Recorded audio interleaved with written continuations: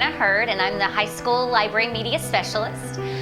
This is my 23rd year in education and my 21st here at Lake Hamilton.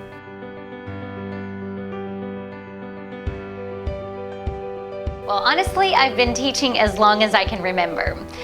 Even going back to when I was a kid, if anyone asked me what I wanted to do, it was always I wanted to play school.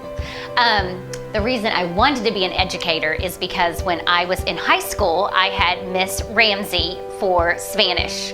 And one of our assignments was to go to the elementary school and prepare our lessons and teach the kids specific Spanish words.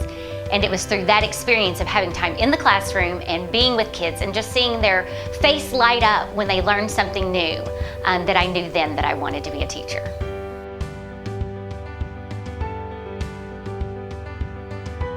Well, as far as an influential educator in my field in library media, Diane Hughes would be the one person that I would say has probably always been someone that I've looked up to, who I've aspired to be.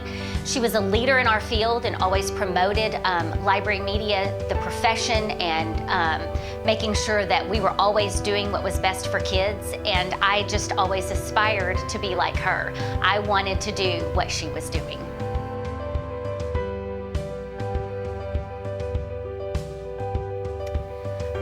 Well, specifically, being a library media specialist and with a focus on literacy, one of my major challenges is how to motivate, especially young adolescents, to read and to read recreationally.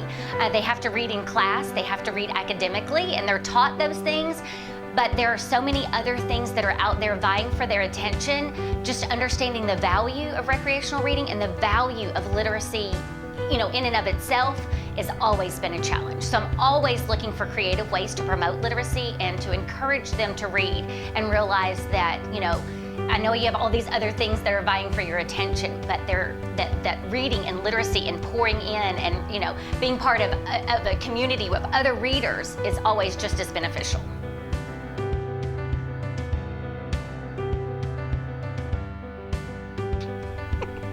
That I can say on camera? Yes.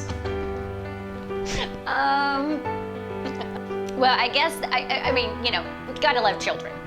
Children always tell it exactly like it is. And I was pregnant with my first kid in class, up teaching, doing my normal thing. And I had one precious child who walked right up to me and just told me that I was just getting a little fat and I needed to take care of that.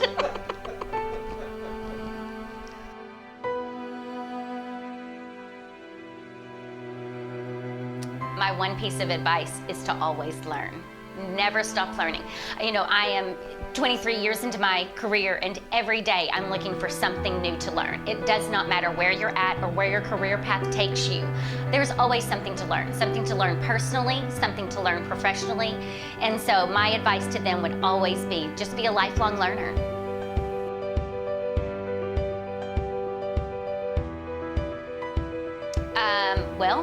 Okay.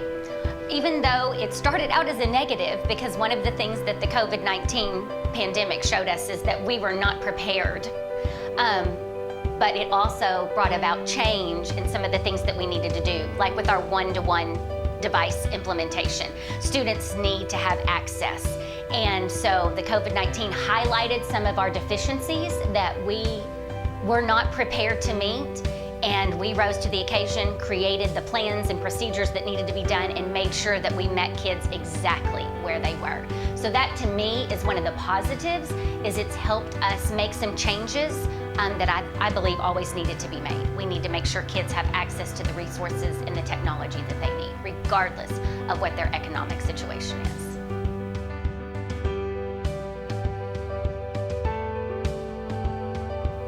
I hope that they remember that I cared. That when they walked into the library, they weren't just another student. They weren't just another kid at Lake Hamilton. That I saw them, I saw who they were, and I cared about who they were, and I cared about their future.